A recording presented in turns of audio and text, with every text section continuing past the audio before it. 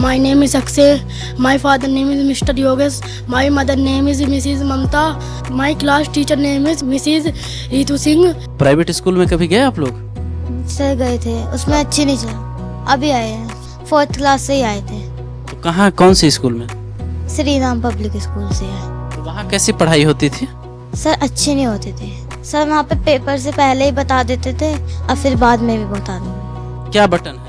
हाँ, हाँ, जो खाना मिल रहा है, जो खाना आप लोग खा रहे हो एक ही थाली में 2 लोग, कैसा खाना है? अच्छा है। टेस्ट अच्छा है? मेरे सामने ये विद्यालय बहुत बुरी स्थिति में था।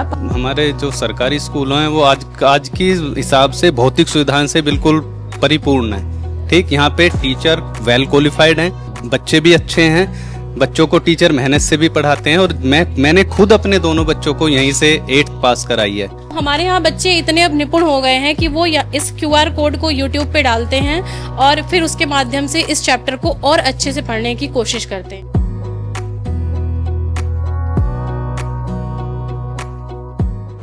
मुख्यमंत्री योगी आदित्यनाथ ने उत्तर प्रदेश के सरकारी स्कूलों को लेकर एक सपना देखा। वो सपना था कंपोजिट विद्यालय का।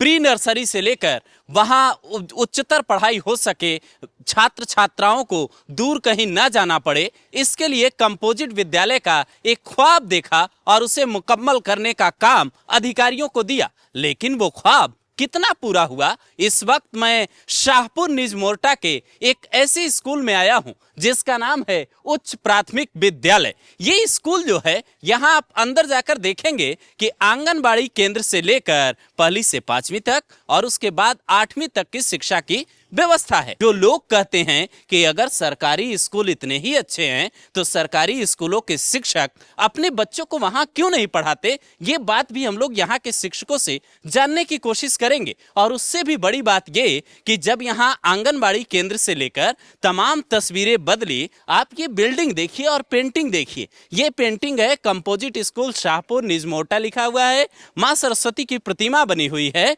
आप ये पेंटिंग देखिए, पेंटिंग से एक बात समझ आती है कि स्कूलों की जो चमक है वो कैसी है। दूसरी तरफ की पेंटिंग भी आपको देखनी चाहिए। ये स्कूल ऐसे चमचमा रहे हैं मानो ये लग रहा हो कि बिल्डिंग कल की बनी हो, इसकी पुताई कल की हो। आंगनबाड़ी केंद्र है यहाँ का। आंगनबाड़ी केंद्र में प्री नर्सरी की पढ़ाई होती है, ये बात सब लोग जानते हैं, लेकिन पढ़ाई होती कैसे है? आंगनबाड़ी केंद्रों की जो सूरत थी, जो बात लोग कहा करते थे कि यहाँ पे आंगनबाड़ी केंद्रों में बच्चों की पढ़ाई नहीं होती, सिर्फ खाना बांट दिया जाता है, ये बात जो कही जाती थी, इस बात की तस्दीक आप इन तस्वीरों से कर सकते हैं। लोग यहाँ मैम बच्चों को टीवी के जरिए क्या पढ़ा रही हैं? जैसे टीवी चला के उनको सिखाते हैं कि बच्चे अक्षर ज्ञान है इसमें, और खेल खेल में शिक्षा भी है। जैसे बच्चे खेल कूदते हैं, उसमें बोलते हैं 1 2 3 ऐसे गिनती बोलते हैं, और चित्र दिखाते हैं जैसे कैसे कबूतर, खासे खरगोश, और टीवी में चलता रहता है, हम बच्चों को बताते रहते हैं सब। आपका क्या नाम हुआ? मेरा पुष्पा नाम है सर। ये जो मतलब टीवी में जो बच्चों को आप लोग दिखा के पढ़ा रही हैं, तो कितने साल के बच्चे यहाँ आते हैं? 3 से 6 साल के। 3 से 6 साल। जी। 6 साल के बाद जब बच्चा यहाँ से निकलता है तो वो ये जो बगल में स्कूल बना है 1ली से 6ठी तक, 1ली से 8वीं तक का, वहाँ जाता है? जी। अब हम लोग इस क्लास में आए हैं जो आप समझिए कि पहली क्लास इस तरीके की आपने नहीं देखी होगी। मैम क्या नाम है आपका? ममता भटनागर। ये जो क्लासरूम है, ये क्लासरूम कई मायनों में खास दिख रहा है और मैं एक एक करके सारे इक्विपमेंट देखना चाहूँगा जो यहाँ पे लगाए गए हैं बच्चों के लिए। असल में निपुणशाला है, तो जैसे हमारा स्कूल निपुण हुआ था, उस उपलक्ष्य में यहाँ पर ये निपुणशाला खोली गई है और इसमें बच्चों को निपुण बनाने के लिए जितनी भी एक्टिविटीज़ होती है उससे रिलेटेड सारे यहाँ पे सामान है। तो जो चीज़ें यहाँ पे लगाई गई हैं वो दरअसल इस अलग अलग स्कूलों में अलग अलग तरीके की चीज़ें लगती हैं। तो ये तय कौन करता है कि यहाँ जैसे ये आपने लाइट सिस्टम वाला ये लगा दिया? पीछे से ही आया था, विभाग से आया था, उन लोगों ने ही अपने आप लगवाया है ये सारा कुछ, सब कुछ वहाँ। अब एक बात बताओ, ये मुझे ऑन करके दिखाओगे? क्या है ये, क्या नाम है? हर्षिता। ये ऑन करके दिखाओगे? क्या है ये देखिए, ये जब बच्चे जो है बटन इसका प्रेस कर रहे हैं तो ये सम और विषम संख्या है, ऑड और इवन। अब आप देखिए कि जब आप ऑड नंबर का बटन प्रेस करते हैं तो आपको एक बटन प्रेस करो तो आप जब ऑड नंबर का बटन प्रेस करते हैं तो आपको जो है ऑड नंबर दिखाई देता है, और जब इवन नंबर के बटन प्रेस करते हैं तो इवन नंबर दिखाई देता है। अब आपको एक और चीज़ दिखाते हैं। एक और चीज़ ये कि जो जिस ट्रायंगल का मतलब आप कहिए कि सिरदर्द बच्चों के लिए होता है गणित में, कि कभी वो आयत नहीं समझ पाते, कभी त्रिभुज नहीं समझ पाते, तो उसके लिए भी ये बनाया गया है। आप पहली क्लास से ये देखिए, और उसके ऊपर ग्रहों के नाम जो हैं वो लगे हुए हैं, सूर्य से लेकर पूरा अरुण वरुण तक। अब एक चीज और है यहाँ पे, एक चीज ये कि जब हमने वहाँ ये देखा कि पर्दे पे हमने आपको एक स्कूल में अक्षर ज्ञान और अल्फाबेटिकल ज्ञान का वो दिखाया कि उस स्कूल में केन्या की टीम आई थी, उस पर्दे को खास तौर पे देखने की आखिर ये लोग पढ़ा कैसे रहे हैं। अब आप इस स्कूल में देखिए, इसका सिस्टम थोड़ा बदल चुका है। ये क्या है बेटा, ऑन करके दिखाओगे? क्या नाम है? विराट। तो क्या ये क्या बटन है? ज्ञानी। ज्ञानी। ज्ञा से ज्ञानी। अब दूसरा बटन बताओ, ये क्या है? तीसरा त्रिशूल। और बताओ, बस ये बकरी कहाँ है? ढूंढो ढूंढो, बताओ कहाँ है? बा कहाँ है? बा देखो, उधर है, उधर है, उधर है, देखो पहले लाइन में देखो, नहीं मिला? ये देखो, ये देखो, ये है, क्या है? बासा बकरी। ये खेल खेल में बच्चों को पढ़ाया जा रहा है। अब ये क्या है जी? ये बताओ, क्यों लेट रहे हो? उठो, क्या नाम है? बताओ क्या है ये? टी। टी। टी से क्या होता है? टाइगर। हाँ? टाइगर। लेकिन यहाँ तो टेलीफोन दिखाई दे रहा है। और दूसरा बटन, दूसरा बटन प्रेस करो, क्या है? ये क्या है? फुटबॉल। फुटबॉल। तुमने डी दबाया है, डी से क्या है? अच्छा, अब आप ये देखिए कि ये जो चीज़ें लगी हैं यहाँ पे, ये चीज़ें ये बता रही हैं कि यहाँ पे तरीके बदल चुके हैं पढ़ाने के बच्चों को। आप दूसरी ओर देखिए कि जो ये आंगनबाड़ी केंद्र है, वहाँ पे बच्चों के खेलने के लिए भी कुछ इंतज़ाम किया गया है। अब इसके बाद हम लोग एक क्लास दर क्लास ये जानने की कोशिश करते हैं। सबसे पहले 8वीं क्लास के बच्चों से ही जानने की कोशिश की जाए कि इनकी जो पढ़ाई हो रही है वो पढ़ाई कैसी हो रही है। आप ये देखिए कि यहाँ पे ये मुझे लगता है ये पहला स्कूल है जहाँ डिजिटल बोर्ड लगा हुआ है। हो सकता है यहाँ पे अभी ये डिजिटल बोर्ड ऑन नहीं है, ऑन करवाने की कोशिश करेंगे हम लोग। मैम क्या नाम है? सर मेरा नाम इला गुप्ता है। ये जो डिजिटल बोर्ड लगाया आप लोगों ने, इससे क्या पढ़ाई हो रही है? डिजिटल बोर्ड के द्वारा बच्चों का जो लर्निंग आउटकम है वो पिछले 2-3 साल में बहुत ही अच्छा हुआ है। वो ये इसलिए होता है कि बच्चों को एक बार हम रीडिंग कराते हैं, एक बार चैप्टर हम उनको अच्छे से समझाते हैं, उसके बाद हम बच्चों से पूछते हैं कि बच्चों आपको इसमें क्या क्या परेशानी आई। अगर मुख्यतः तौर पे देखा जाए कि विज्ञान विषय के लिए ये डिजिटल बोर्ड बहुत ही अच्छा हुआ, क्योंकि इसमें हम 3 डायमेंशनल 2 डायमेंशनल बच्चों को फिर वीडियो उससे संबंधित दिखाते हैं। तो बच्चा बार बार, एक बार मेरे समझाने पर, एक बार बच्चा रीडिंग करके घर से आता है, एक बार हम यहाँ रीडिंग कराते हैं और फिर बच्चे को डिजिटल माध्यम उसका वीडियो जब हम उसको दिखाते हैं तो बच्चे के अवचेतन मन और चेतन मन में वो सब्जेक्ट, वो अवधारणा, कॉन्सेप्ट बहुत अच्छे से बैठ जाती है। तो मुझे लगता है कि बच्चों के 3-4 साल में लर्निंग आउटकम में बहुत सुधार हुआ है स्मार्ट बोर्ड के द्वारा। ये स्मार्ट बोर्ड आपने 3-4 साल का जिक्र किया, तो स्मार्ट बोर्ड कब आया वैसे? हमारे विद्यालय में स्मार्ट बोर्ड 2024 की गर्मियों में आया था। जुलाई में इस्टेब्लिश हुआ है, 2024 के जुलाई में। आप एक बात बता रही थी मुझे, जो ये किताब था, जो किताब मुझे दिखा रही थी, ये समग्र शिक्षा का, इसमें एक नया प्रयोग हुआ है, और वो प्रयोग शायद आपने मुझे ये बताया था कि एक यहाँ पे QR कोड लग गया है। अगर जिन्हें वो जानकारी नहीं है, जैसे शिवम, ये अगर आप देखिए तो ये दूसरा पार्ट है, भारत में अंग्रेजी राज्य की स्थापना, और इसके बगल में ये QR कोड लगा है। अब इसका क्या मतलब है? सर जैसे कि ये आप इसके पहले डिजिटल बोर्ड के पहले जब बच्चों ये कोरोना काल आया था तो बच्चों को जब सीखने के लिए बहुत प्रॉब्लम हो गई थी तो हम लोगों ने मोहल्ला पाठशाला चलाए थे, हम लोगों ने व्हाट्सएप के माध्यम से बच्चों की क्लासेस की थी।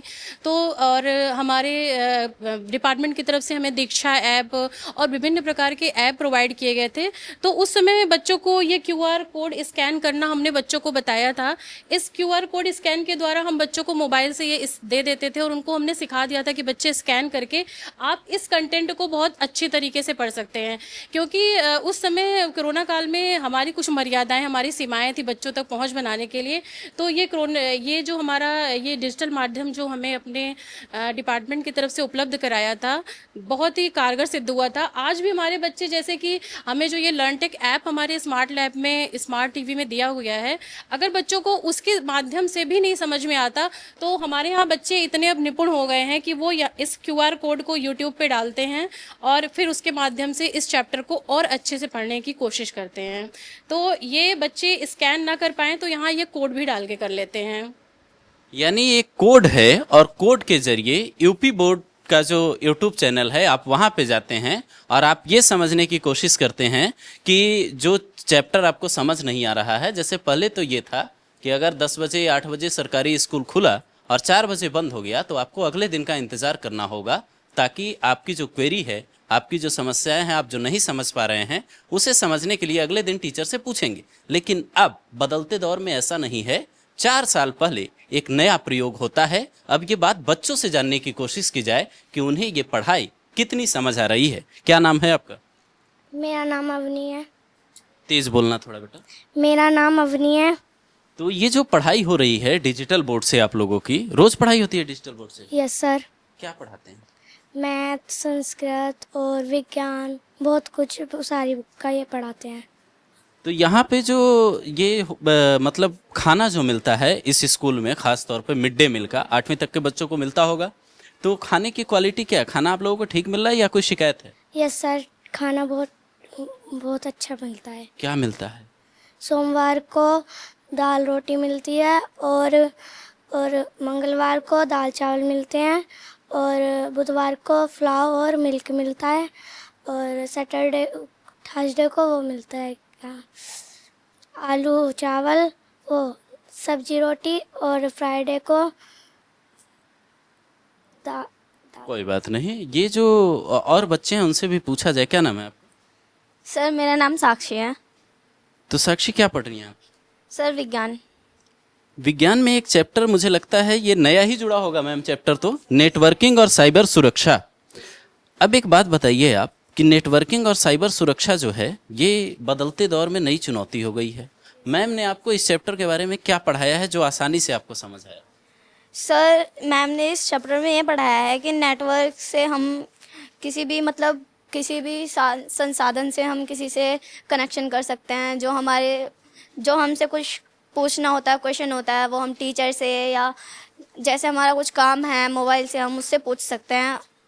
और साइबर सुरक्षा होता है जैसे कि हमारा बैंक है, बैंक में हम अपना कोड डालते हैं सर, वो किसी को पता ना चले, इसलिए सर वो हमें उसमें रखना होता है सर, निगरानी में। ये जो चैप्टर है वास्तव में साइबर सुरक्षा का, ये अपने आप में ये बात समझने के लिए महत्वपूर्ण है कि उत्तर प्रदेश के सरकारी स्कूलों का सिलेबस बदल कितना गया है। क्या नाम है भाई आपका? मेरा नाम अभी है। थोड़ा तेज बोलोगे? मेरा नाम अभी है। और क्या पढ़ाई कर रहे हो? यही चैप्टर पढ़ रहे हो? सर अगर ये पूछें कि साइबर सुरक्षा से क्या समझते हो, अगर ये चैप्टर पढ़ा दिया गया हो क्लास में, चूंकि आने वाले दौर में ये सबसे महत्वपूर्ण होगा हर किसी के जीवन में, तो क्या समझ रहे हो साइबर सुरक्षा? साइबर सुरक्षा जो हमारे बैंक खाते और अन्य पासवर्ड, महत्वपूर्ण जानकारी जो होती है, उससे जो साइबर अपराधी होते हैं वो हमारी जानकारी चुरा सकते हैं।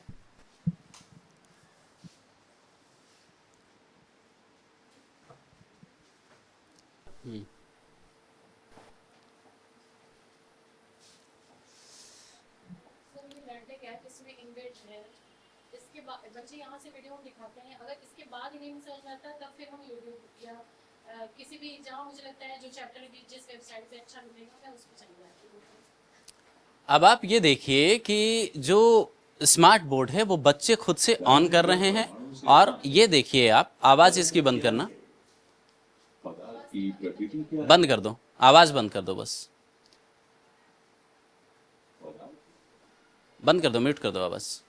जो एक बात कहते हैं कि तस्वीरें देखकर समझी गई चीज, पढ़ी गई चीज लंबे समय तक याद रहती है, और आप इसमें देखिए कि महर्षि कणाद से लेकर ल्यूस्पियस और तमाम उन लोगों का जिक्र है कि डाल्टन के सिद्धांत को समझने में बच्चों को आसानी हो। अब इसके बाद हम लोग अगले क्लासरूम में चलते हैं और ये जानने की कोशिश करते हैं कि जो ये 8वीं क्लास में पढ़ाई हो रही थी, इससे कितनी बदली है व्यवस्था दूसरी क्लासों में। मैम, ये कौन सा क्लास है? क्लास 7।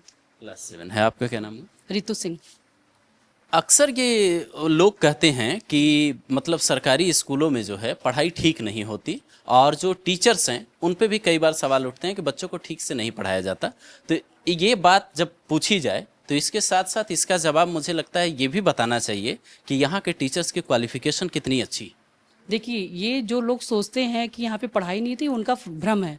जो एक मेंटेलिटी उन्होंने शुरू से पाल रखा कि सरकारी स्कूल में पढ़ाई नहीं होती, ऐसा नहीं है, बहुत पढ़ाया जाता है। वेल एजुकेटेड टीचर्स आ रहे हैं, टैलेंटेड, और बाकायदा 2 साल की 3 साल की ट्रेनिंग, और MA BSc MSc, और प्लस वो लोग जो है B.Ed M.Ed सब करके आते हैं। तो पढ़ाने का हमारा बहुत अच्छा तरीका है। और दूसरा, जो सरकार हमें निपुण के द्वारा जो और भी ज़्यादा एजुकेट कर रही है, वो हमारी शिक्षा में बहुत ज़्यादा रास्ता अच्छा दे रही है, और हम पढ़ाते हैं। और जो सोचते हैं कि ऐसा नहीं पढ़ाया जाता, वो उनकी गलत सोच है।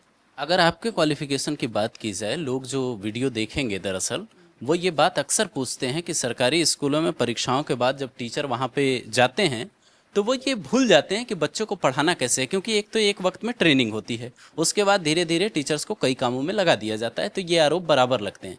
तो इस पे अगर बात की जाए तो आपके क्वालिफिकेशन को अगर देखा जाए तो वो क्या है? मेरी क्वालिफिकेशन MA फिलॉसफी और प्लस BTC करी हुई हूँ मैं। और बार बार तो जो सरकार बीच बीच में हम लोग को ट्रेनिंग देती ही रहती है, वो भी हमारे क्वालिफिकेशन में ही ऐड होता है। वो हमें और टैलेंटेड बनाने के लिए करती है। और आगे आपका और क्या सवाल है? मतलब मैम ने फिलोसफी की पढ़ाई की है। अब फिलोसफी जो है एक ऐसा सब्जेक्ट है जिसके बारे में तमाम तरीके की बातें होती है। दर्शन एक ऐसा विषय है जिसके बारे में आप जितनी बातें करेंगे उतने ही उसके मतलब निकलेंगे। अब बच्चों से ही पूछते हैं कि जो बच्चे पढ़ रहे हैं उनको कितनी चीजें समझ आ रही है। क्या नाम है बेटा आपका? माय नेम इज रश्मि। ये चैप्टर कौन सा है? ये शारीरिक शिक्षा है, पार्ट 1। तो अगस्त का महीना चल रहा है ये। आप लोगों का सिलेबस कितना कंप्लीट हुआ है अभी? अभी अगस्त तक जो सब्जेक्ट हुए हैं वो हुए हैं। अभी तो हमारा सब्जेक्ट आगे और होएगा अगस्त के महीने में, और अभी तक 6 और 7 तक पहुँचे हैं हम, और सब्जेक्ट तक तो 6-7 तक पहुँचे हैं। वैसे हम 9-10 तक आ गए हैं। कितने चैप्टर हैं टोटल किताब में? 23-24 है। तो एक बात बताओ आप कि सरकारी स्कूल में लोग अक्सर कहते हैं कि जो यहाँ मिड डे मील का खाना मिल रहा है और जो साफ सफाई की व्यवस्था है, ये दोनों चीज़ें खराब हैं। अब आप लोग चूंकि रोज आते हो, 8 बजे से 2 बजे तक क्लास चलता है, तो कैसी है व्यवस्था? बहुत अच्छी व्यवस्था है। हमें यहाँ से निःशुल्क शिक्षा मिलती है, और निःशुल्क पुस्तकें मिलती है, और मिड डे मील बहुत ही अच्छा मिलता है। इसलिए यहाँ पर हमें बहुत अच्छा लगता है। आपका क्या नाम है? Akshay. My name is Akshay.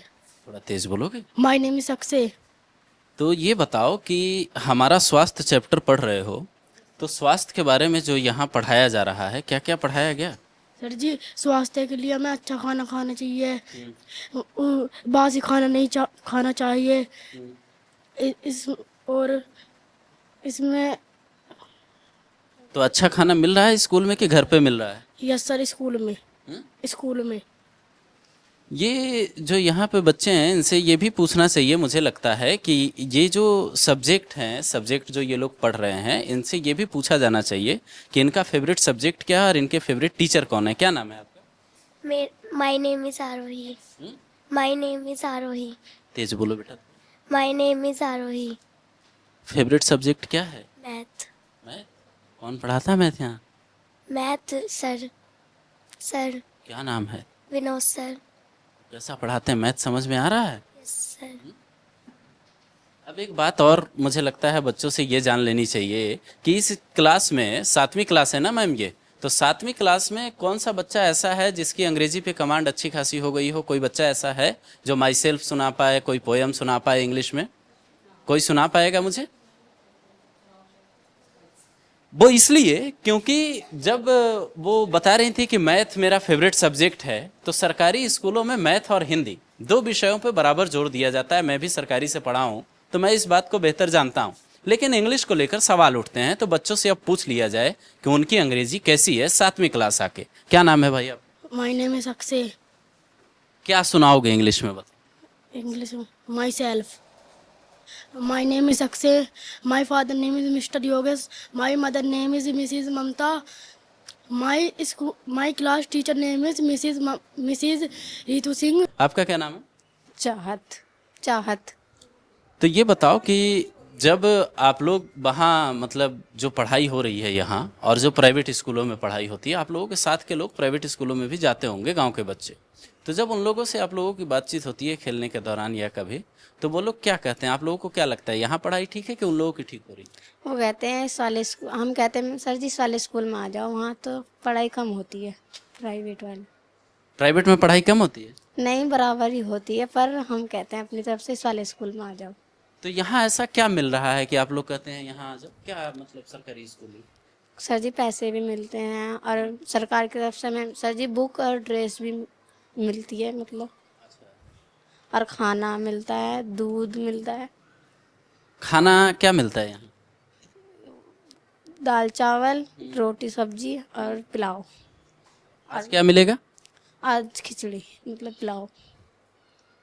तो ये 6ठी क्लास के बच्चे हैं। अब प्राइमरी स्कूल के बच्चों की ओर चलते हैं, क्योंकि प्राइमरी स्कूल हमने आपको कई दिखाए। जिन प्राइमरी स्कूलों में आपने देखा होगा कि बच्चे जो है प्राइमरी स्कूलों के वो अलग तरीके से बताते हैं। और अब हम लोग 5वीं क्लास में आए हैं इसी स्कूल के। चूंकि ये कंपोजिट विद्यालय है तो यहाँ ये बात बेहद ज़रूरी समझना है कि कंपोजिट विद्यालय बनाने का मकसद जो था वो पूरा हुआ या नहीं हुआ। मैम क्या नाम है आपका?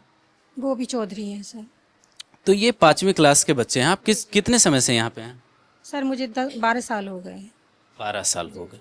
तो आप जब 5वीं क्लास के बच्चों को 4-5 साल पहले पढ़ाती थी तो यहाँ से निकल के बच्चे कहाँ जाते थे पढ़ने? सर यहाँ से दुआई वगैरह जो आसपास के वो थे वहाँ पर जाते थे, या अलग स्कूल जो था मतलब 9th और 10th के लिए। 8th क्लास तो यहीं पर पढ़ते थे, 8th तक। तो ये जो 8 तक का स्कूल था वो यहाँ पे कब से है? ये 2-3 साल पहले हमारा शुरू से ये सर 3 मतलब स्कूल है, नंबर 1, नंबर 2 और जूनियर स्कूल 3 थे। तीनों को मिला के कंपोजिट किया गया है। तो बच्चे यहीं से पढ़कर अपने ही जूनियर में इसी उसमें तो एक में सारे जो मतलब स्कूल थे वो सबको एक में कर दिया इन्होंने। जी जी जी। अब जो बच्चे हैं उनसे पूछा जाए कि ये जो पढ़ाई लिखाई है इन लोगों की वो कैसी चल रही है? क्या नाम है आपका? गार्गी। गार्गी। गार्गी। कछुआ और खरगोश की कहानी पढ़ रहे हो, क्या समझ में आया? अभी तो पढ़ना शुरू करी थी। बोलो, तेज बोलो, तेज बोलो। आप बोलो, क्या नाम है? खरगोश। खरगोश गाजर खाने में रह गया और पेड़ के नीचे सो गया। खरगोश वो कछुआ दूर चला गया उससे। तो क्या समझे इससे? हमें कहीं रुकना नहीं चाहिए, हमें जल्दी से अपने काम पर जाना चाहिए। क्या बनना चाह रहे हो आगे? पुलिस। पुलिस? पुलिस का ख्वाब है। क्या नाम है आपका? पीहू। पीहू। ये बताओ कि क्या ये कैसी चल रही है यहाँ पढ़ाई लिखाई? सर अच्छी चल रही है। अच्छी चल रही है। प्राइवेट स्कूल में कभी गए आप लोग? सर गए थे, उसमें अच्छी नहीं चला। अभी आए हैं 5th क्लास 4th क्लास से ही आए थे। तो कहाँ, कौन से स्कूल में? श्री राम पब्लिक स्कूल से आए। तो वहाँ कैसी पढ़ाई होती थी? सर अच्छे नहीं होते थे। क्या दिक्कत थी? सर वहाँ पे पेपर से पहले ही बता देते थे और फिर बाद में भी बता देते थे, तो इसलिए पापा ने निकलवा दिया। तो अब यहाँ आने के बाद आप लोगों को कैसा लग रहा है? सर अच्छा लग रहा है। पढ़ाई ठीक है, खाना ठीक है? सर कोई शिकायत आप लोगों की सरकारी स्कूल को लेके? नो। क्या नाम है आपका? अनन्या। तेज नहीं बोलोगे कोई? अनन्या। अभी अगर शोर मचाना हो तो ये बच्चे जो है शोर मचाएंगे। आपका क्या नाम है? आरुष। आयुष। आयुष। आयुष। शोर मचाओगे तेज, लेकिन बोलोगे धीरे। हाँ, बोलो, क्या पढ़ रहे हो? सर जी रीडिंग कर रहे हैं। कोई बात नहीं। जो यहाँ बच्चे हैं वो जब मतलब आप देखिए एक बात कि पहली क्लास के बच्चे जब शोर मचाते हैं तो वो शोर इतनी तेज मचाते हैं, लेकिन जब कैमरा हो, माइक हो, तो कई बार बड़े लोग भी नहीं बोल पाते। और यही हाल मुझे लगता है कई बच्चों के साथ भी होता है। अब हम लोग आते हैं चौथी कक्षा में। चौथी जो क्लास है, ये 4th क्लास में जब हम लोग आते हैं तो 4th क्लास में किस तरीके की व्यवस्था बनी है ये आप देखिए। 4th क्लास पूरी तरीके से चेंज हो जाता है, और चेंज इस कदर हो जाता है कि आप इधर देखिए कि ये ग्रीन बोर्ड लगा हुआ है। ग्रीन बोर्ड पे चौक से पढ़ाई हो रही है और दूसरी तरफ ये बच्चे बैठे हैं। मैम, क्या नाम है आपका? मेरा नाम अर्चना परमार है। तो आप यहाँ पे क्या पढ़ाती हैं? मैं मैथ्स एंड साइंस पढ़ाती हूँ। हिंदी मैम हमारे यहाँ अनीता मैम पढ़ाती हैं। और अभी जैसा कि हमारे एग्ज़ाम शुरू हो गए हैं, आज हमारे सभी विषयों के मौखिक था जो हम ले चुके हैं। अभी हम कल के एग्ज़ाम की प्रिपरेशन करा रहे हैं बच्चों को।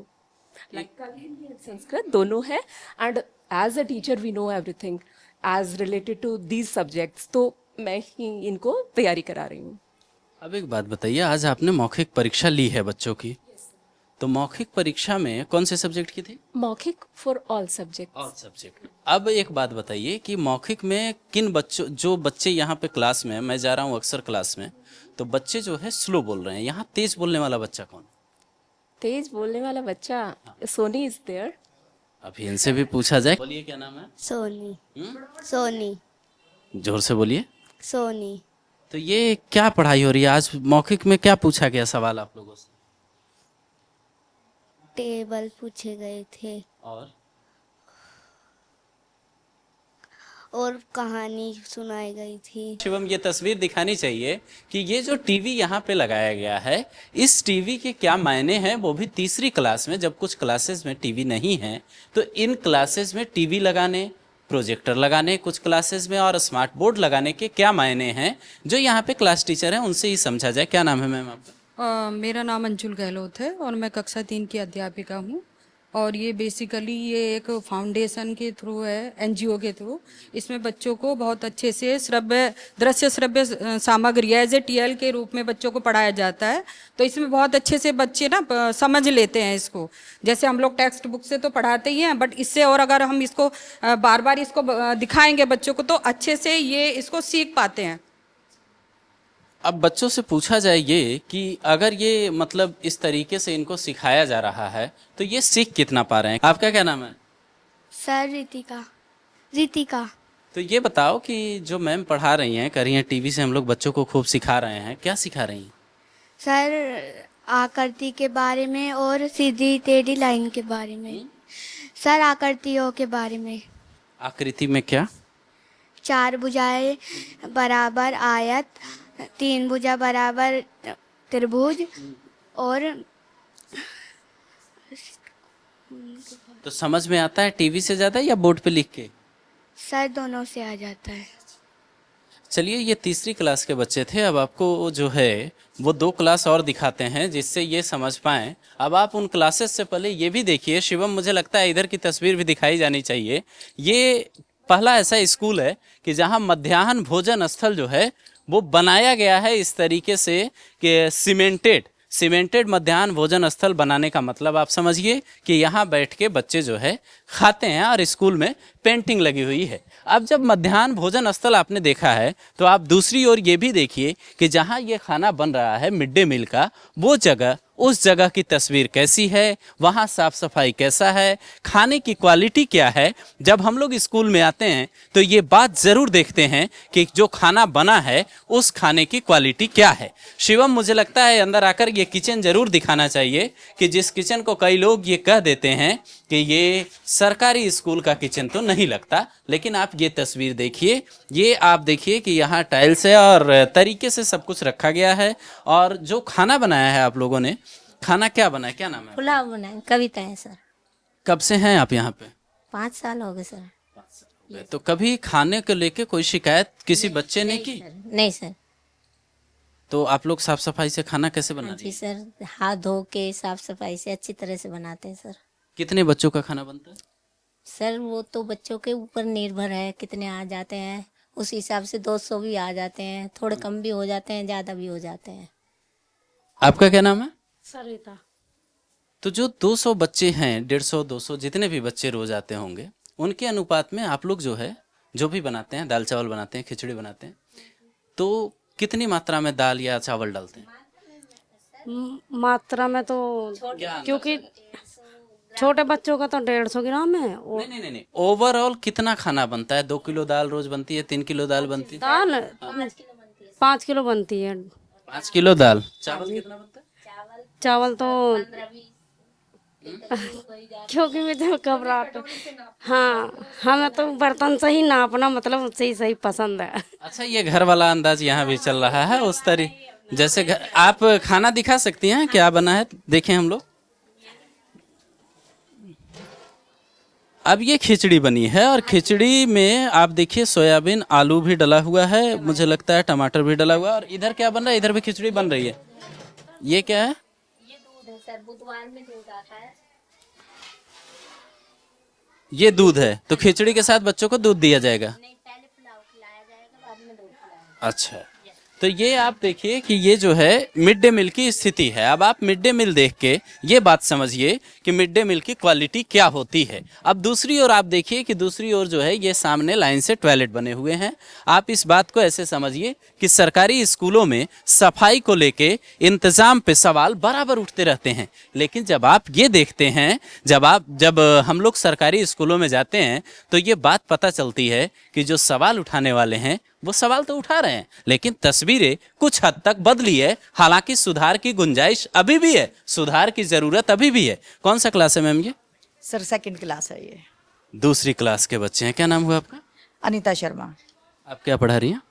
सर आज तो इनका सत्र परीक्षा शुरू हुई है, तो आज मौखिक हुआ है। मॉर्निंग से इनका हिंदी की परीक्षा, मौखिक परीक्षा और गणित की 2 ले चुके हैं। एक जो है इंग्लिश वाली लंच के बाद लेंगे।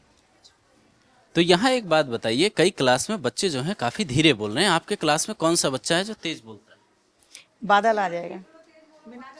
कौन है? क्या नाम है? मेरा नाम बादल है। तुम तो बहुत ही स्लो बोले। क्या नाम है? मेरा नाम बादल है, लवकु से। अच्छा, अपना नाम भी भूल जा रहे हैं, बच्चे घबरा जा रहे हैं। बताओ क्या नाम है बेटा आपका? My name is Naksi. तो ये बताओ क्या पढ़ रही हैं आप? कविता। मैम जो पढ़ाती हैं समझ में आता है? और आप लोग खाना खाने नहीं गए? क्या खाना बना है आज? खाना कैसा लगता है यहाँ? अच्छा। और तरीका इतना बदल चुका है कि जब आप कहते हैं कि ज़माना हाईटेक हो गया है, तो आप एक बात और देखिए कि इस स्कूल की खास बात जो है वो यहाँ भी दिखाई देती है। यहाँ ये कंप्यूटर लैब बना हुआ है। सारे कंप्यूटर जो है अभी ढके हुए रखे हुए हैं, जो बच्चों को सिखाने के लिए रखा गया है। पूरे के पूरे 5 कंप्यूटर लगे हुए हैं, ताकि जब बच्चे यहाँ से निकलें, आपने ये देखा होगा कि जब सरकारी स्कूलों से या प्राइवेट स्कूलों से बच्चे आजकल निकल रहे हैं, तो वो बाहर जाने के बाद उनकी उंगलियाँ जो है कागज़ कलम नहीं बल्कि कीबोर्ड पे ज़्यादा चलती हैं। तो उस दौर में सरकारी स्कूलों में ये समझना ज़रूरी है कि इनकी जो पढ़ाई हो रही है, इनके जो खाने पीने की व्यवस्था है और इनके लिए जो हाईटेक इंतज़ाम के दावे किए जा रहे हैं वो कितने सही हैं। अब हम ये उन बच्चों से जानने की कोशिश करते हैं जिन्हें ये खाना मिल चुका है, उनसे ये जानते हैं कि आज खाने का टेस्ट कैसा है। उसके बाद जो इस स्कूल की प्रिंसिपल हैं उनसे बातचीत करने की कोशिश की जाएगी कि जो स्कूल की प्रिंसिपल हैं उन्होंने इन सारी चीज़ों के बारे में वो क्या सोचती हैं, वो क्या बताती हैं। जो बच्चे खाना खा रहे हैं उनसे बातचीत करने की कोशिश की जाएगी। आप ये देखिए कि मिड डे मील इनको परोसा गया है। खिचड़ी के बाद दूध दिए जाने की बात यहाँ की जो रसोइया हैं वो बता रही थी। ये बताओ क्या नाम है? जानवी। तो यहाँ जो खाना मिल रहा है, जो खाना आप लोग खा रहे हो एक ही थाली में 2 लोग, कैसा खाना है? अच्छा है। टेस्ट अच्छा है सर। तो आज अच्छा है कि रोज अच्छा रहता है? रोज अच्छा रहता है। क्या क्या मिलता है सर जी? वो बैठ के खाओ, कोई दिक्कत नहीं। बताओ क्या मिलता है? सोमवार को रोटी सब्जी मिलती है और फल मिलते हैं, और मंगलवार को दाल चावल मिलते हैं, और बुधवार को पुलाव और दूध मिलता है, और बृहस्पतिवार को वो सब्जी रोटी मिलती है, और शुक्रवार को वो पुलाव मिलता है, और सैटरडे को सब्जी और चावल मिलते हैं। आपका क्या नाम है? प्रेरणा। तो ये खाना आप लोग एक ही थाली में क्यों खा रहे हो? 2 थाली नहीं मिल रही है कि खाना नहीं मिल रहा? हम फ्रेंड्स से दोनों। तो इसलिए एक थाली में खा रहे हैं। यस। आप ये देखिए, सरकारी स्कूलों की तस्वीर है ये। और आपका क्या नाम है? मेरा नाम परी है। तो जो खाना आप लोग खा रहे हैं, खाना ठीक है? इसके साथ कुछ और होना चाहिए? यस सर, ये खाना ठीक है। Yes sir. कभी कोई ऐसा दिन हुआ इतने साल में, जितने साल से आप लोग स्कूल में, वो खाना किसी दिन खराब मिला? No sir. नहीं। आप बताओ, क्या नाम है? प्राची। खाना ठीक है? Yes sir. Yes sir. यानी बच्चों का जो रिव्यू है, आप देखिए कि दोनों तरफ बच्चे जो खा रहे हैं, वो उनका रिव्यू यही है कि खाना जो है ठीक मिल रहा है। अब जो इस स्कूल की प्रिंसिपल हैं, उनसे बातचीत करने की कोशिश की जाएगी, उनसे समझा जाएगा कि जो ये स्कूल में व्यवस्थाएं बनी हुई है, ख़ास तौर पे ये कंपोजिट विद्यालय है, तो इस स्कूल की जो व्यवस्थाएं बनी हैं वो कैसी हैं, उसको लेकर भी जो दावे किए जा रहे हैं, उनसे ये समझने की कोशिश की जाएगी। जो लोग ये पूछते हैं कि सरकारी स्कूलों के शिक्षक अपने बच्चों को सरकारी स्कूलों में क्यों नहीं पढ़ाते, उनका जवाब जो हमारे साथ एक शिक्षक हैं वो दरअसल बेहतर दे पाएंगे, क्योंकि इन्होंने अपने बच्चों को इसी सरकारी स्कूल में पढ़ाया जिस स्कूल में मैं खड़ा हूं। सर, क्या नाम है आपका? विनोद कुमार। ये बताइए कि कहते हैं लोग कि सरकारी स्कूलों के जो शिक्षक हैं, एक तो उनको पैसा अच्छा मिल रहा है और वो लोग अपने बच्चों को प्राइवेट स्कूलों में भेज दे रहे हैं। तो इस बात में, जब आपने बच्चों को यहाँ पढ़ाया, तो इस बात में क्या सच्चाई है? इस बात में ये सच्चाई है, जो हमारे जो सरकारी स्कूल हैं वो आज की हिसाब से भौतिक सुविधाओं से बिल्कुल परिपूर्ण है। ठीक, यहाँ पे टीचर वेल क्वालिफाइड हैं, बच्चे भी अच्छे हैं, बच्चों को टीचर मेहनत से भी पढ़ाते हैं। और मैंने खुद अपने दोनों बच्चों को यहीं से 8th पास कराई है। मुझे तो कहीं से कोई दिक्कत नहीं लगी। मैंने उन बच्चों को कुछ यहाँ पे टीचरों ने अच्छे से पढ़ाया है, बाकी कहीं थोड़ी सी वीकनेस अगर उनको रही है तो मैंने उनको अपने आप अपने घर पे पढ़ाया है। तो मुझे तो प्राइवेट स्कूल से अच्छा ये सरकारी स्कूल लगता है। अगर आप टीचर की एजुकेशन के हिसाब से देखें तो वहाँ से लाख गुना अच्छा है यहाँ का टीचर। केवल दिक्कत कहाँ पे है? दिक्कत लोगों के माइंड में है। उनमें क्या सेट हो गया है कि सरकारी स्कूल में कुछ नहीं होता। वो दिन गए, हम भी सरकारी स्कूल के पढ़े हुए हैं, और आज मैं 10th तक के बच्चों को, जो भी मुझसे पूछते हैं बच्चे, उनको हेल्प करता हूँ। ठीक है, मुझे तो कोई दिक्कत नहीं लगी, क्योंकि मैं खुद इसी बैकग्राउंड से निकला हुआ हूँ, और आज मैं खुद इसी स्कूल में जॉब कर रहा हूँ जहाँ पे मैं पढ़ा रहा हूँ। तो एक बात बताइए, ये जो मतलब सवाल उठता है सरकारी स्कूलों पे, सबसे पहली बात तो ये कि आपके बच्चे अगर यहाँ पढ़ते होंगे, तो जिन बच्चों को आपने यहाँ पढ़ाया कर रहे हैं, तो वो खाना भी यहीं का खाते होंगे। मिड डे मील की व्यवस्था लंबे वक्त से चली आ रही है। जो यहाँ पे टीचर हैं वही पढ़ाते होंगे, आपने स्वयं भी पढ़ाया होगा, आपकी भी क्लास लगती होगी अलग अलग क्लास में।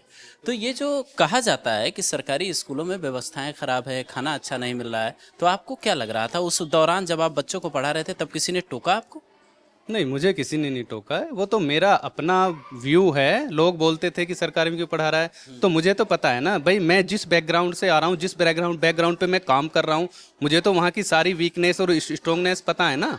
तो इस बच्चे की पढ़ाई खुद से होती है, बच्चे की पढ़ाई घर से होती है। आप ये नहीं कि दिल्ली पब्लिक स्कूल में बच्चे को भेज दो और आप कहो कि उससे 100% रिजल्ट ले लो। मैं गारंटी ले रहा हूँ, कोई लेके दिखा दे। अगर बच्चा घर से नहीं पढ़ेगा, पढ़ाई स्कूल से होती है, मैं मानता हूं, लेकिन जब तक बच्चा घर पे नहीं पढ़ेगा कोई मतलब नहीं है बच्चा आगे बढ़ जाए। अगर आप सरकारी स्कूल की तुलना गैर सरकारी स्कूलों से कर रहे हो तो मैं नहीं मानता। किसी भी पैमाने पे आप माप लीजिए, हमारे स्कूल सबसे अच्छे मिलेंगे। आपके जो बच्चे हैं उनके नाम क्या हैं और वो अभी क्या कर रहे हैं? अभी तो एक 9th में आई है बेटी और बेटा 10th में है। मतलब आप क्या उम्मीद कर रहे हैं उन बच्चों से कि जब 10वीं का बोर्ड वो देंगे, 12वीं का बोर्ड देंगे, क्या बनाना चाह रहे हैं उनको? वो बच्चे के पे डिपेंड है। वो बच्चे खुद अपना फ्यूचर डिसाइड करेंगे। मेरा कोई उन पे जोर जबरदस्ती नहीं है। मेरा काम है उनको गाइड करना। अगर बच्चा किसी भी फील्ड में जाना चाहता है तो मैं उनके पीछे पैसा लगाऊंगा, बाकी उनके माइंड में जो चीज़ है वो अपने उससे तैयारी करेंगे। सारे क्लासरूम और मिड डे मील की तस्वीरें देखने के बाद, मिड डे मील की व्यवस्था बच्चों ने कैसी बताई ये देखने के बाद अब हम लोग आए प्रिंसिपल ऑफिस में।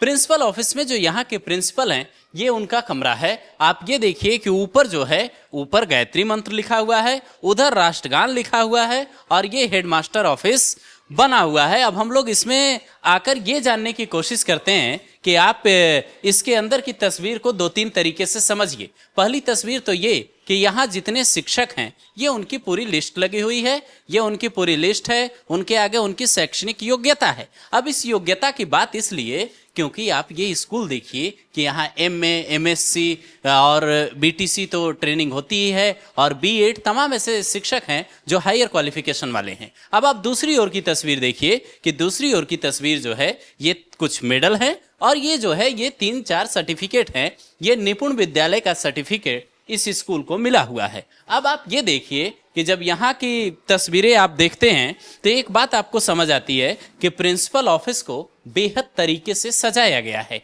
अब यहाँ की जो प्रिंसिपल हैं उनसे बातचीत करने की कोशिश की जाएगी कि इस स्कूल को जब यहाँ कंपोजिट विद्यालय ये बना और इस स्कूल का जो मतलब उससे पहले की जो स्थिति थी, इस बिल्डिंग की जो जर्जर थी, वो क्या स्थिति थी। मैम क्या नाम है आपका? मैं अनुराधा शर्मा, मैं कंपोजिट विद्यालय शाहपुर निजमोटा की एडमिनिस्ट्रेटर हूँ। मैं यहाँ पे इंचार्ज प्रधानाध्यापिका के रूप में काम कर रही हूँ लगभग 2012 से। और मेरे सामने ये विद्यालय बहुत बुरी स्थिति में था, पानी भरा हुआ था, रूम भी टूटे हुए थे। तो मैं काफ़ी दिन से यहाँ कार्य कर रही हूँ। 2 बिल्डिंग मेरे द्वारा यहाँ पे बनवाई गई हैं और मैंने NGO के सहयोग से, रोटरी क्लब के सहयोग से काफ़ी विद्यालय को अच्छा करने की, सुसज्जित करने की कोशिश की है। और मैं चाहती हूँ कि मेरे बच्चे मुख्य धारा से जुड़ें, क्योंकि जो बच्चे वंचित वर्गों से यहाँ पर हमारे विद्यालय में आते हैं, तो मेरी ये हार्दिक अभिलाषा है कि हर बच्चा भारत का नागरिक है, उसे मुख्य धारा से जुड़ने का मौका मिलना चाहिए। हमारे देश का हर बच्चा योग्य नागरिक बने। और मेरे विद्यालय में जो 227 बच्चे इस समय एनरोल हैं और प्रत्येक बच्चा समय से आने की कोशिश करता है और मेरा जो स्टाफ है वो भी वेल क्वालिफाइड है। मैं खुद डॉक्टर अनुराधा शर्मा और मैंने MA किया हुआ है, MA economics, MA Hindi and MA English and MEd and PhD इन हिंदी। तो मतलब मेरा भी ये बड़ी हार्दिक इच्छा है कि मैं बच्चों को कुछ दे सकूं। मैंने अपनी एजुकेशन अर्न करने के लिए अपनी ज़िंदगी के बहुत सारे साल लगाए हैं। तो मैं चाहती हूँ कि जैसे मैंने एक छोटे से परिवार से, मध्यम वगैरह परिवार से निकल के अपने जीवन को अच्छा बनाया और मैं अपने बच्चों को अच्छे से शिक्षा दे पाई, मेरे दोनों बच्चे अच्छे से पढ़ रहे हैं, तो मैं यही चाहती हूँ कि ये बच्चे भी अच्छे से शिक्षित हों। आसपास के जो स्कूल हैं वो भी आके हम लोगों को रोल मॉडल मानते हैं, हमारे स्कूल को देखते हैं और हमारे टीचर्स से या मुझसे बात करते हैं तो नए नए टिप्स लेके जाते हैं यहाँ से। तो मेरा विद्यालय लगातार निपुण है और मुझे 4 बार CDO सर से और DM सर से पुरस्कृत किया जा चुका है। मुझे 2-3 बार रोटरी क्लब विकास से और ऊर्जा मंत्री सोमेंद्र तोमर के द्वारा भी मुझे पुरस्कृत किया जा चुका है। मुझे एक बात बताइए, आपने जितनी सारी बताई एक सांस में बताई है, ये जब स्कूल कंपोजिट विद्यालय बना खास तौर पे, तो ये 3-4 जो आप जर्जर भवन की स्थिति बता रही थी वो कब की थी? वो सर 2014 से पहले जब कायाकल्प के ये 19 बिंदु पैरामीटर थे वो जब कंप्लीट होने शुरू हुए तो हमारे विद्यालय की स्थिति काफ़ी अच्छी हो गई और हमारे विद्यालय की जो इंफ्रा है पहले से कई गुना बेटर हो गया। तो जब हमें भौतिक व्यवस्था बहुत अच्छी मिली तो हमारे अंदर कार्य क्षमता भी बढ़ी है, क्योंकि हमें अब उन समस्याओं से नहीं जूझना पड़ता जिनसे हमें पहले जूझना पड़ता। अब हमारे पास बच्चों के लिए बैठने के लिए फर्नीचर की व्यवस्था है, पंखे हैं, इन्वर्टर हैं और स्मार्ट टीवी हैं। संपर्क फाउंडेशन से हमें टीवी मिले हुए हैं। TLM के लिए भी हमारे पास पैसा आता है तो मैं टीचर्स को वो पैसा देती हूँ, तो टीचर्स भी अच्छे से TLM बनाती हैं। बच्चों को अच्छे से ज्ञान देने के लिए वो अपनी तरफ से इनोवेशन जो करती हैं वो प्रस्तुत करती हैं बच्चों के सामने। तो मैं 2000 के विशेष BTC बैच से सेलेक्ट हुई थी, तो उस समय की व्यवस्था से मैं आज देखती हूँ तो जमीन आसमान का मुझे फर्क नजर आता है। लेकिन मैं फिर भी एक सजेशन देना चाहूँगी कि अगर हो सके तो हम लोगों को जो गैर शैक्षणिक वर्क हैं वो कम दिए जाएं तो हम और बेहतर प्रदर्शन कर सकते हैं। आए दिन हम लोगों की ड्यूटीज़ बाहर लग जाती हैं, मेरा स्टाफ पूरा चला जाता है तो उससे बड़ी प्रॉब्लम क्रिएट होती है। तो उस समय हम बच्चों को वो नहीं दे पाते जो हम दे सकते हैं, हमारा सिलेबस पिछड़ जाता है, बच्चे भी उन दिनों स्कूल से ब्रेक कर जाते हैं। दूसरा ये है कि पेरेंट्स के लिए गांव में भी कुछ अवेयरनेस प्रोग्राम होने चाहिए, ताकि बच्चे के जो पेरेंट्स हैं, जितना हम लोग इतना रुचि लेते हैं, बच्चों के पेरेंट्स को भी उतनी ही रुचि लेनी चाहिए कि बच्चे यहाँ से जो हम सिखा रहे हैं वो बच्चे घर जाके उसको प्रिपेयर करें, बैग बंद करके ना रखें, उनको थोड़ा सा समय पेरेंट्स भी दें, तो शायद हम और अच्छी प्रोग्रेस कर सकते हैं और सोसाइटी को दिखा सकते हैं कि सरकारी स्कूल किसी स्कूल से कम नहीं होते हैं। एक आखिरी बात मैं आपसे जानना चाहता हूं, क्योंकि ये कंपोजिट विद्यालय है, योगी आदित्यनाथ के ड्रीम प्रोजेक्ट में से एक कंपोजिट विद्यालय को कहा जाता है। उनका सपना है कि प्री से लेकर उच्चतर शिक्षा तक एक ही परिसर में बच्चों को मिले। गाजियाबाद के अंदर एक दो स्कूल अभी बन भी रहे हैं, इस तरीके की खबरें भी सामने आई। तो ये जो कंपोजिट स्कूल बना, पहली बात तो ये कि ये कब बना, योगी आदित्यनाथ सरकार की ओर से इस स्कूल में जो फंडिंग की व्यवस्था की गई, जो इंफ्रास्ट्रक्चर की व्यवस्था की गई, जो तकनीकी व्यवस्था की गई, वो क्या क्या की गई?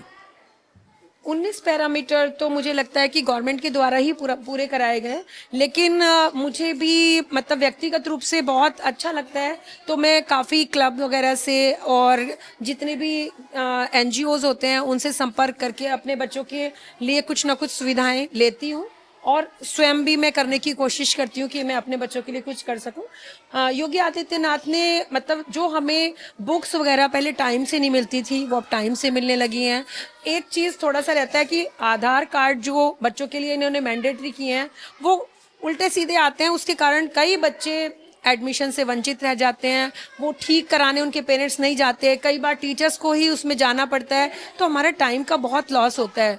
तो आधार कार्ड जो है या तो गांव में ही बने या विद्यालय में आकर कोई भी मशीनरी सरकारी आए, विद्यालय में आकर बच्चों के आधार कार्ड बनाए, तो उससे हमारे स्कूल के बच्चों की संख्या और बढ़ सकती है। यानी आप अगर कुछ शब्दों में इस कहानी को समझें तो कुछ सुझाव भी हैं और कुछ ऐसी चीजें भी हैं जिनकी उम्मीद सरकारी स्कूल के टीचर, सरकारी स्कूल के प्रिंसिपल सरकार से कर रहे हैं। वो सुझाव सरकार को दे रहे हैं और जो व्यवस्थाएं आपने देखी, उन व्यवस्थाओं को अब आप 10 में से कितने नंबर देंगे ये आपको तय करना है। ये सरकारी स्कूल गाजियाबाद का है, आप तय कीजिए कि यहाँ व्यवस्थाएं कितनी बदली, जर्जर भवन से लेकर चमचमाती बिल्डिंग तक क्या कुछ बदला। आप खुद तस्वीरों में देखिए, फिर तय कीजिए ये बदलाव है या फिर हवाई दावे। कैमरामैन शिवम रस्तोगी के साथ अभिषेक चतुर्वेदी, गाजियाबाद।